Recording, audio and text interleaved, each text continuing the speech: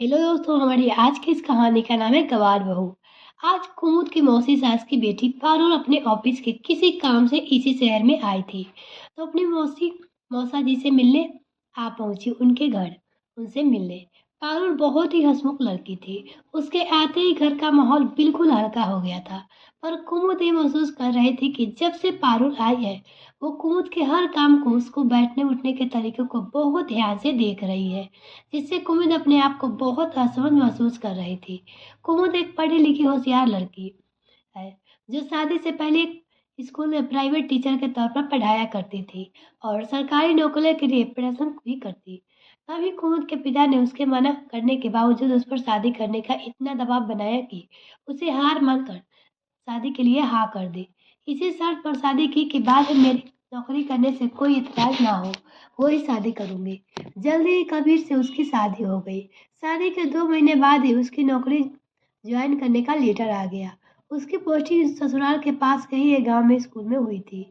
पर नौकरी लगते ही कुमुद की सास ने पूरा घर सर पे उठा लिया और कुमुद पर दबाव डालने लगी कि वो नौकरी करने से मना कर दे। अगर वो नौकरी करेगी तो घर कौन संभालेगा। पर कुमुद अपने आत्मनिर्भर होने के सपने को यूं तो नहीं छोड़ सकती थी, तो अपनी नौकरी छोड़ने से मना कर दिया।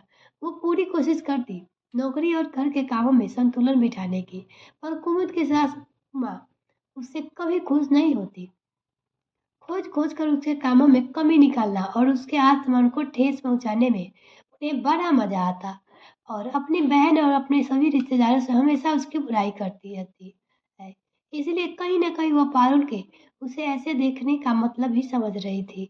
जब पारुल को उसे यूं दिखना कुछ ज्यादा ही परेशान करने लगा, तो उसने सीधे से जाकर पूछ लिया, क्या बात है पारुल, तुम जब से आई हो मुझे और मेरे कामों को बहुत गौर से देख रही हो और बार बार अपनी मौसी से कुछ कह रही हो। कोई परेशानी है क्या? अगर मुझसे या मेरे कामों से तुम्हें कोई दिक्कत हो तो सीधे से बोल सकती हो। पारुल कुमुद के सामने में यूं पूछने से पहले थोड़ा सा घबरा सी गई और ऐसा कुछ नहीं है भाभी बोलकर बात को खत्म करने की कोशिश की। पर कुमुद के सीधे सा और सपाट लहजे में फिर से पूछने पर उसे मजबूर होकर बोलना ही पड़ा। वो भाभी, मौसी जी मेरी मम्मी को आपकी बहुत बुराई करती है कि आपको कुछ नहीं आता, आप बस अपनी नौकरी करती हो, घर के कामों आपसे नहीं होते और आप बहुत बदतमीज और गवार है। और तो और मौसी जी ने बताया कि आप उन्हें जवाब भी देती हो। पर जब मैं यहाँ आई और आपके काम और बात करने का तरीका देख मैं तो अचंभित हो गई। आप तो अपनी नौकरी के साथ घर का भी कितने अच्छे से संभालती हो।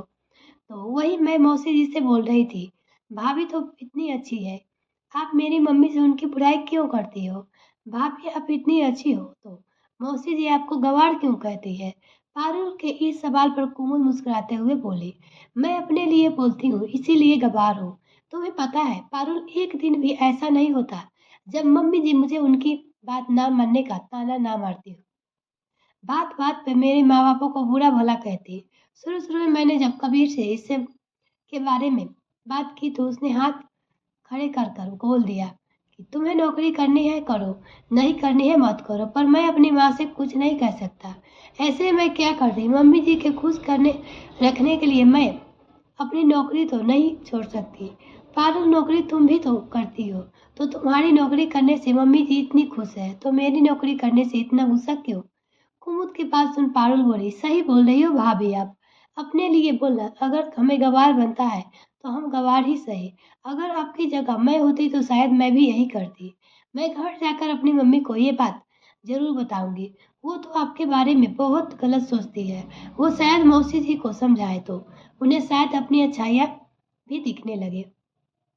अपनी सास के विचार बदलने की बात सुनकर कुमुद की आंखों में दो आंसू निकलकर गाल पर रख गए, क्योंकि वह जानती थी कि उसके लिए उनके विचार कभी नहीं बदलेंगे। और अब उसे इस बात की खुशी थी कि कम से कम कोई एक शख्स तो मिला जिससे उनकी बात को समझा। दोस्त, जब एक बहू नौकरी करती है तो घर वाले उसका साथ देने की जगह उससे कमियां निकालने लगते हैं, और जब घर की बेटी या बेटा नौकरी करते हैं तो उन्हें सर आंखों पर बिठाया जाता है कि वो एक सास बहू के नौकरी करने पर उसके घर के काम करने में मदद नहीं कर सकती। मैं ये नहीं कहती कि सभी लोग ऐसे होते हैं, कुछ लोग तो शादी के बाद अपनी बहू को पढ़ाते भी हैं, पर जो नहीं समझते उन्हें भी अब इस बात को समझ लेना चाहिए कि आत्मनिर्भर बनना अब हर महिला के लिए ज़रूरी है और अपने लिए बोलना या सभी के सामने अपनी बात रखना उसे गवाह नहीं बनाता। मिलते हैं फिर नेक्स्ट वीडियो फ्रेंड, तब तक के लिए bye. Thanks for watching this video. तो और चैनल को अभी तक सब्सक्राइब नहीं किया तो प्लीज़ मेरे चैनल को जल्दी से सब्सक्राइब कीजिए। बाय।